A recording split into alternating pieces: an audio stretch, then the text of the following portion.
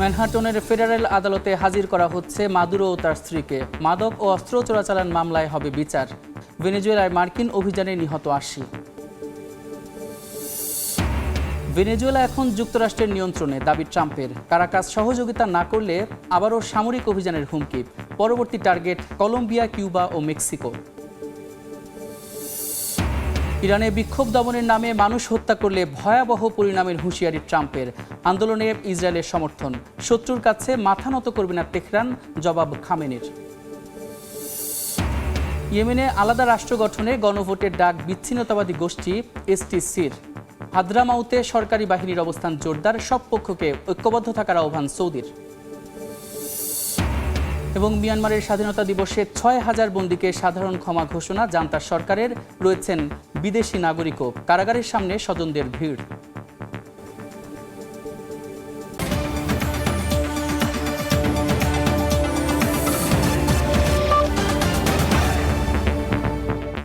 আন্তর্জাতিক সময়ের সঙ্গে আছি আমি সাদিক হাসান ইমন। যুক্তরাষ্ট্রের নিউ ইয়র্কের ব্রুকলিনের বন্দি শিবিরে আছেন ভেনেজুয়েলার প্রেসিডেন্ট নিকোলাস মাদুরো। মাদক ও অস্ত্র চোরাচালান মামলায় সোমবার ম্যানহাটনের ফেডারেল আদালতে হাজির করা হবে মাদুরো ও তার স্ত্রীকে। এদিকে মাদুরোর চেয়েও বড় মূল্য দিতে হতে পারে ভেনেজুয়েলার ভাইস প্রেসিডেন্ট ডেলসি রদ্রিগেজকে। এমন কড়া হুঁশিয়ারি দিয়েছে মার্কিন প্রেসিডেন্ট ডোনাল্ড ট্রাম্প। মার্কিন হামলায় মাদুরোর নিরাপত্তা দলের বড় অংশ নিহত হয়েছে বলে দাবি করেছেন ভেনেজুয়েলার প্রতিরক্ষা মন্ত্রী। উদ্ভূত পরিস্থিতিতে সব পক্ষকে শান্ত থাকার আহ্বান জানিয়েছে ইউরোপীয় ইউনিয়ন। যুক্তরাষ্ট্র থেকে হাসানুজ্জামান সাকির রিপোর্ট। শনিবার ভেনেজুয়েলায় বিশেষ অভিযান চালিয়ে দেশটির প্রেসিডেন্ট নিকোলাস মাদুরো ও তার স্ত্রী সিলিয়া ফ্লোরেসকে বন্দী করার পর তাদের অবস্থান এখন নিউ ইয়র্কের ব্রুকলিনের মেট্রোপলিটন ডিটেনশন সেন্টার।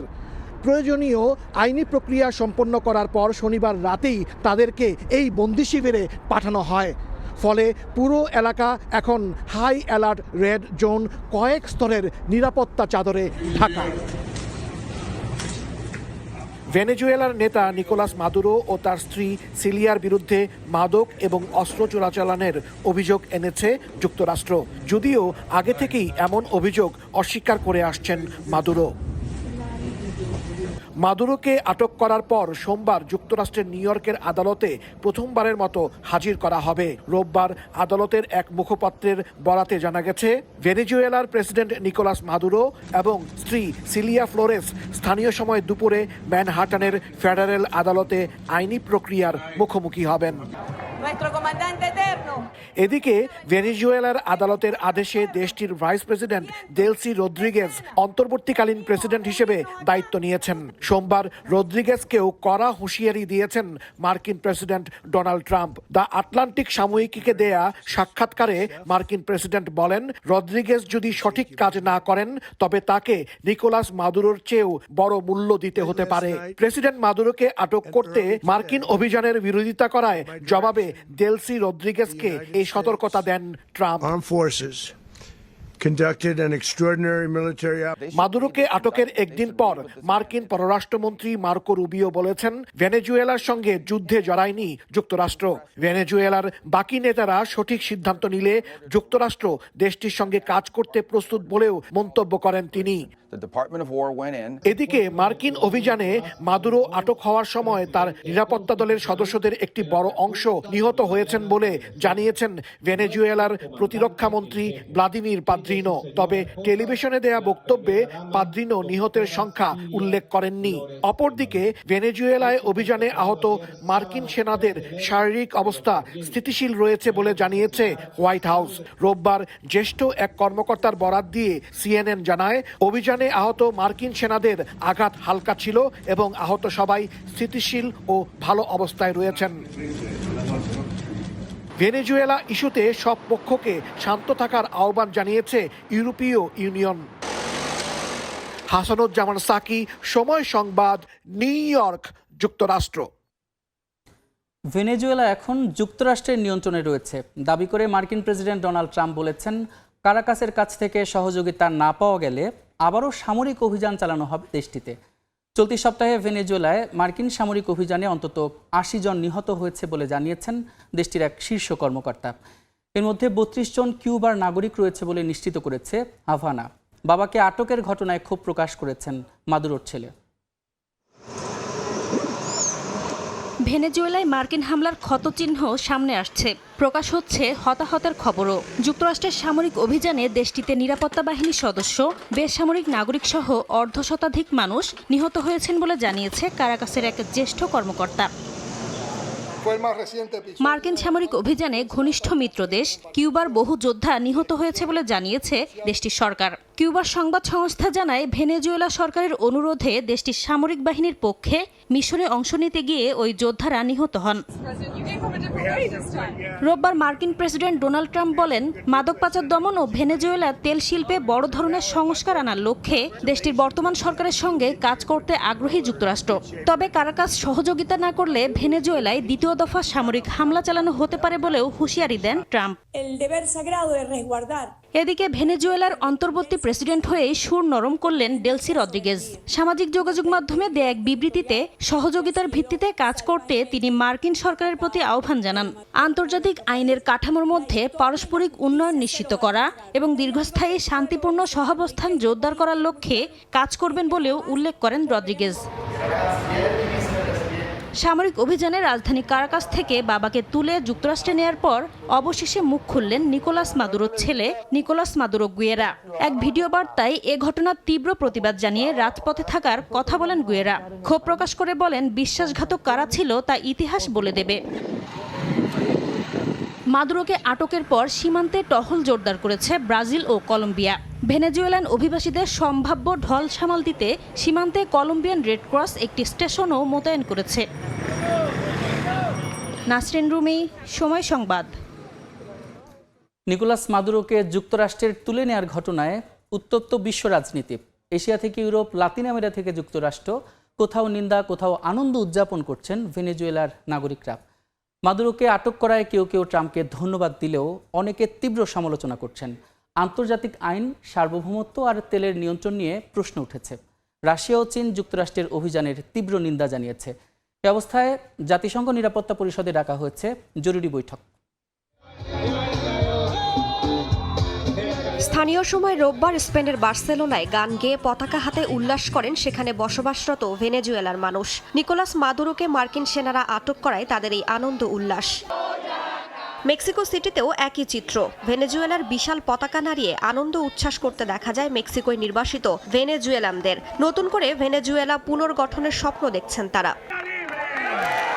যুক্তরাষ্ট্র ও লাতিন আমেরিকার বিভিন্ন দেশে বসবাসকারী ভেনেজুয়েলার নাগরিকদের আনন্দের যেন শেষ নেই। যুক্তরাষ্ট্রের ফ্লোরিডা, পেরুর লিমা, কলম্বিয়ার বোগোতা, পুয়ের্তো রিকোয় প্রবাসী ভেনেজুয়েলানদের একাংশ মার্কিন অভিযানের পক্ষে সমাবেশ করে। ভেনেজুয়েলাকে স্বাধীন করো স্লোগানে ট্রাম্প প্রশাসনকে ধন্যবাদ জানান তারা। অনেকের দাবি, মাদুরোর পতনই রাজনৈতিক পরিবর্তনের একমাত্র পথ। যদিও বিরোধী নেতৃত্ব ও ভবিষ্যৎ ক্ষমতা হস্তান্তর নিয়ে মতভেদ রয়েছে।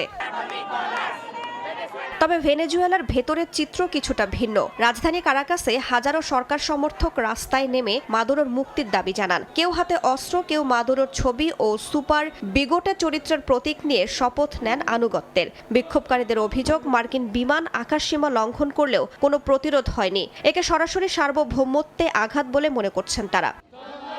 এশিয়ার দেশ দক্ষিণ কোরিয়াও মার্কিন প্রেসিডেন্ট ডোনাল্ড ট্রাম্পের এমন কর্মকাণ্ডের নিন্দা জানিয়েছে। সিউলে মার্কিন দূতাবাসের সামনে সমাবেশে যুক্তরাষ্ট্রের সামরিক হস্তক্ষেপের নিন্দা জানান বিক্ষোভকারীরা। বিদেশি রাষ্ট্রপ্রধানকে আটক আন্তর্জাতিক আইন ও কূটনৈতিক রীতির সরাসরি লঙ্ঘন বলেও মনে করেন তারা।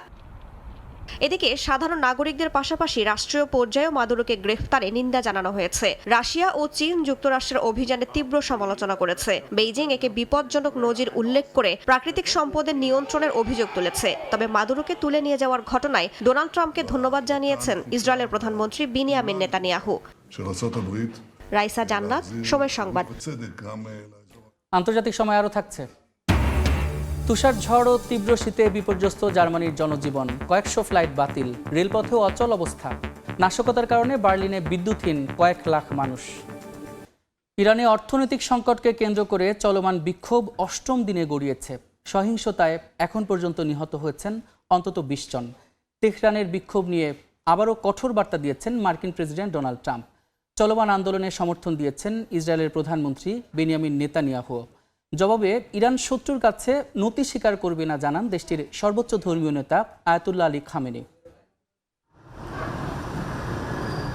কফিনে মোড়ানো যুক্তরাষ্ট্র ও ইসরায়েলের পতাকা, তার উপরে হুঁশিয়ারি বার্তায় লেখা তোমাদের সেনাদের নিয়ে সতর্ক থাকো। তেহরানের প্রাণকেন্দ্র প্যালেস্টাইন স্কয়ারে ঝুলছে এই ব্যানার, যা স্পষ্ট বার্তা দিচ্ছে ইরানের বিরুদ্ধে সামরিক পদক্ষেপ নিলে এর চড়া মূল্য দিতে হবে। সবচেয়ে আলোচনার জন্ম দিয়েছে একটি কাউন্টডাউন টাইমার, যা জানান দিচ্ছে 5361 দিন বাকি ইসরায়েল ধ্বংস হতে। এই হুমকির পটভূমিতে ইরানের ভেতরেও বাড়ছে অস্থিরতা। অর্থনৈতিক সংকটকে কেন্দ্র করে দেশজুড়ে বিক্ষোভ টানা 8ম দিনে গড়িয়েছে। 26টি প্রদেশে আন্দোলনে অংশ নিচ্ছেন শিক্ষার্থী ও সাধারণ মানুষ। এ পর্যন্ত হতাহত হয়েছেন বেশ কয়েকজন। 15 থেকে 17 বছর বয়সী কিশোর সহ প্রায় 1000 বাসিন্দাকে গ্রেফতার করা হয়েছে বলে ধারণা করা হচ্ছে। এই পরিস্থিতিতে আবারও কড়া হুঁশিয়ারি দিয়েছেন মার্কিন প্রেসিডেন্ট ডোনাল্ড ট্রাম্প। তিনি বলেন, ইরান যদি অতীতের মতো মানুষ হত্যা শুরু করে, যুক্তরাষ্ট্র এর কঠোর জবাব দেবে। ইরানে চলমান আন্দোলনে সমর্থন দিয়েছেন ইসরায়েলি প্রধানমন্ত্রী বিনিয়ামিন নেতানিয়াহু। এর পরপরই ইরানি কর্মকর্তাদের পক্ষ থেকে মার্কিন বাহিনীর বিরুদ্ধে পাল্টা হুঁশিয়ারি আসে। সর্বোচ্চ ধর্মীয় নেতা খামিনি বলেন, ইরান শত্রুর কাছে নতি স্বীকার করবে না। চলমান উত্তেজনার মধ্যে ইরানের বাসিন্দাদের মাসিক $60 সহায়তা দেওয়ার ঘোষণা দিয়েছে দেশটির সরকার।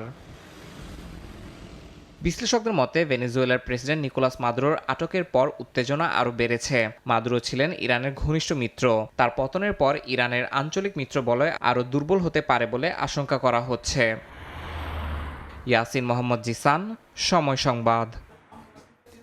ইয়েমেনে সাউদার্ন ট্রানজিশনাল কাউন্সিল এসটিসি গণভোটের মাধ্যমে আলাদা রাষ্ট্র গঠনের ডাক দিয়েছে।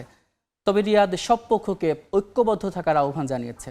ইয়েমেনের হাদ্রামাউতে সরকারি বাহিনীর অবস্থান আরও শক্ত করার বার্তা দিলেন মাঠ পর্যায়ের সেনা সদস্যরা।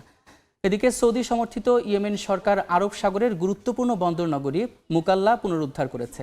এদিকে এইডেন আন্তর্জাতিক বিমানবন্দর বন্ধের দায় নিয়ে সরকারি বাহিনী ও এসটিসির মধ্যে চলছে পাল্টাপাল্টি অভিযোগ।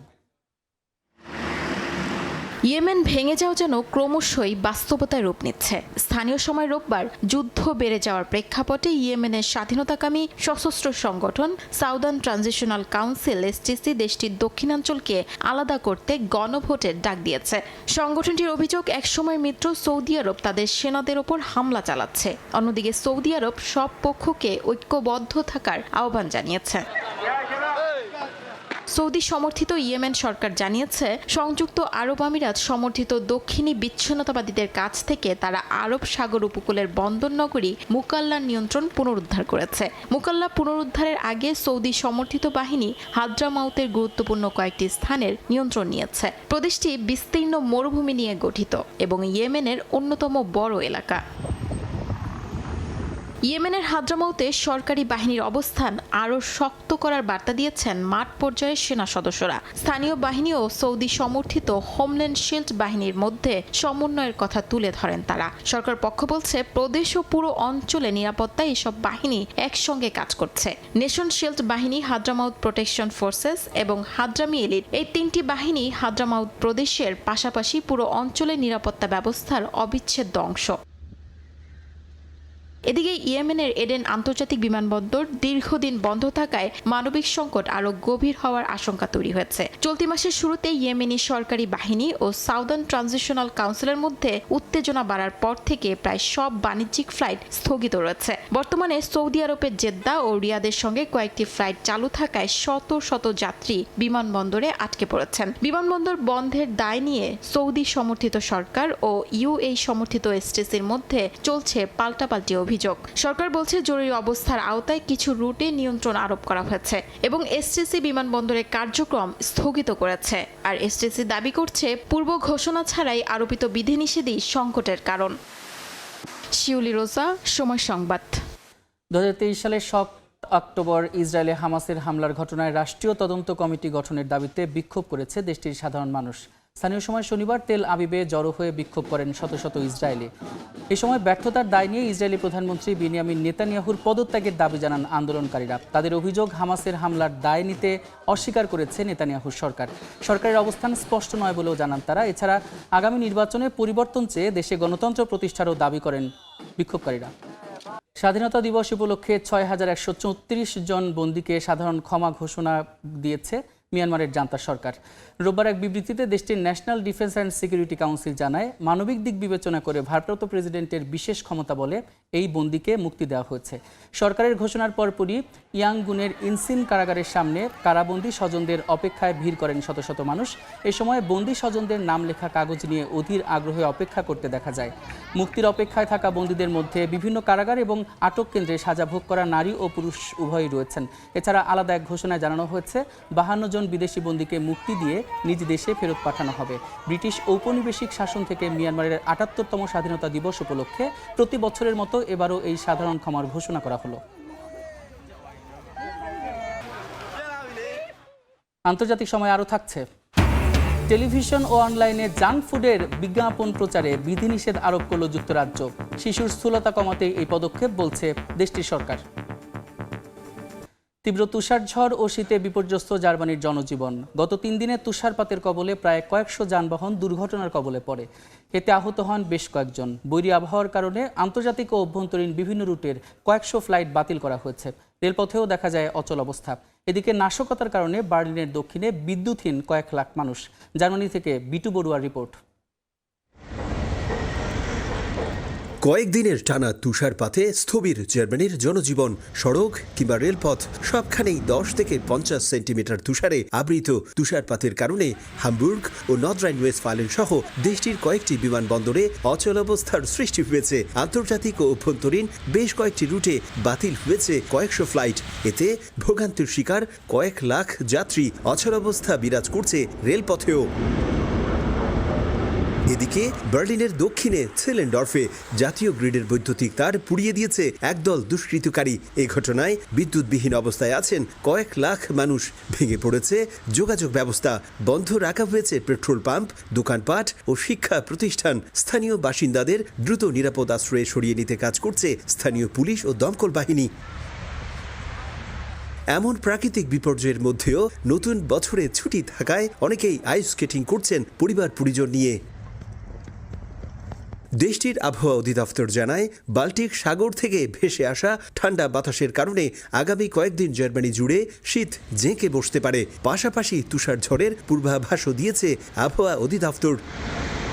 বছরের শুরুতেই জার্মানি জুড়ে তীব্র তুষারপাত যেমন প্রকৃতি ও পরিবেশের জন্য স্বস্তির, তেমনি দেশটির সড়কে মহাসড়কে হাজারো যানবাহন দুর্ঘটনার মুখোমুখি হওয়া ছাড়াও বার্লিনের দক্ষিণে কমপক্ষে 2 লাখ মানুষ বিদ্যুৎ বিপর্যয়ের মুখোমুখি হওয়াটা অবশ্যই চ্যান্সেলর ম্যাটসের জন্য নতুন চ্যালেঞ্জ। এই বিপর্যয় দ্রুত কেটে যাবে এমনটাই প্রার্থনা সবার। জার্মানি থেকে বিটু বড়ুয়া, সময় সংবাদ। ইউক্রেনের প্রতিরক্ষা গোয়েন্দা প্রধান কিরিলো বুডানভকে নিজের প্রধান উপদেষ্টা হিসেবে নিয়োগ দিয়েছেন প্রেসিডেন্ট ভলোদিমির জেলেনস্কি। রাশিয়ার বিরুদ্ধে প্রতিরক্ষা শক্তির জোরদার এবং যুক্তরাষ্ট্রের শান্তি আলোচনায় গুরুত্বপূর্ণ ভূমিকা রাখতেই তাকে এ নিয়োগ দেওয়া হয়েছে বলে জানানো হয়। 2020 সাল থেকে প্রতিরক্ষা মন্ত্রণালয়ের প্রধান গোয়েন্দা পরিচালনা বিভাগের নেতৃত্বে ছিলেন তিনি।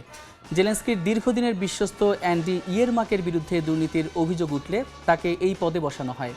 রাশিয়ার বিরুদ্ধে গোপন ও সামরিক অপারেশন পরিচালনার দীর্ঘ অভিজ্ঞতা রয়েছে বুডানফের। এবার একটি দেশের খবর দেখব। প্রয়াত সাবেক প্রধানমন্ত্রী বেগম জিয়ার স্মরণে হোটেল ইন্টারকন্টিনেন্টালে আন্তর্জাতিক চেম্বার অফ কমার্স বাংলাদেশে আয়োজিত শোকসভায় বক্তব্য রাখছেন বিএনপির মহাসচিব মির্জা ফখরুল ইসলাম আলমগীর। সরাসরি চলে যাচ্ছি সেখানে। বিদ্রুপ করেছিলেন, টক শোতে অনেক কথা হয়েছে, আমাদের তথাকথিত বুদ্ধিজীবীরা এবং আপনার স্বাধীনতার চেতনাধারীরা, কিন্তু এটাই ছিল বাস্তবতা। সেই মহিষী মহিলা দেশনেত্রী বেগম খালেদা জিয়া আজ আর আমাদের মাঝে নেই। তিনি ফিরে আসবেন না, কিন্তু তার যে কাজ, তার যে রেখে যাওয়া যে স্বপ্নগুলো রেখে গেছেন, সেই স্বপ্নগুলোকে আমাদের বাস্তবায়িত করতে হবে। আমার একটা বদনাম আছে যে আমি কোথায় কোথায় কবিতা পড়ি, তা আমি সেই যে আজকেও একটা কবিতা নিয়ে এসেছি কবি আল মাহমুদের। আমি সেই কবিতাটা আপনাদের শোনাতে চাই, যদি আপনাদের ধৈর্যচ্যুতি না ঘটে। কবি আল মাহমুদের নাম আপনারা অনেকেই জানেন, আমরা সবাই জানেন। তিনি নেই, তিনি চলে গেছেন। বাংলাদেশের শ্রেষ্ঠ কবিদের মধ্যে একজন। তিনি খালেদা জিয়াকে নিয়ে লিখছেন, তোমার মুখের দিকে চেয়ে আছে বাংলার ভোরের আকাশ, এদেশের গুল্মলতা ছুতে চায় তোমার তোমার, যেন এক কণ্টকিত কালের ভেতর লাঞ্ছিতের আহ্বানে যেন মাটি জন্ম দিল এক শস্যগন্ধি মাটিরই কন্যাকে। লাঞ্ছিতের আহ্বানে যেন মাটি জন্ম দিল শস্যগন্ধি মাটির কন্যাকে। প্রত্যাশার কণ্ঠস্বর কি জানি বলে কেবল ছড়িয়ে দিচ্ছে। রাজধানীর হোটেল ইন্টারকন্টিনেন্টালে বক্তব্য রাখছেন বিএনপির মহাসচিব মির্জা ফখরুল ইসলাম আলমগীর। আমরা সরাসরি যুক্ত ছিলাম সেখানে। মির্জা ফখরুলের বক্তব্যের বাকি অংশ দেখতে ভিজিট করুন সময় টিভির ফেসবুক পেজে। নাইজেরিয়ার একটি বাজারে সন্ত্রাসীদের অতর্কিত হামলায় নিহত হয়েছেন অন্তত 30 জন। অপহরণ করা হয়েছে অনেককে। প্রত্যক্ষদর্শীরা জানান, স্থানীয় সময় শনিবার বিকেলে মোটরসাইকেলে এসে দোকানপাটে লুটপাট ও এলোপাতাড়ি গুলি চালায় একদল অস্ত্রধারী।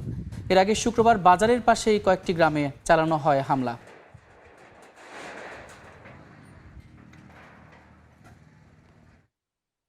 আন্তর্জাতিক সময়ের শীর্ষ সংবাদগুলো জানিয়ে দিচ্ছে আরেকবার। ম্যানহাটনের ফেডারেল আদালতে হাজির করা হচ্ছে মাদুরো ও তার স্ত্রীকে। মাদক ও অস্ত্র চোরাচালান মামলায় হবে বিচার। ভেনেজুয়েলায় মার্কিন অভিযানে নিহত 80।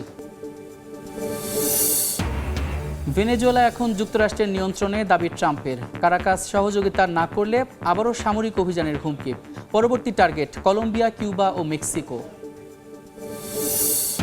এবং ইরানে বিক্ষোভ দমনের নামে মানুষ হত্যা করলে ভয়াবহ পরিণামের হুঁশিয়ারি যুক্তরাষ্ট্রের। আন্দোলনে ইসরায়েলের সমর্থন। শত্রুর কাছে মাথা নত করবে না তেহরান, জবাব খামেনির।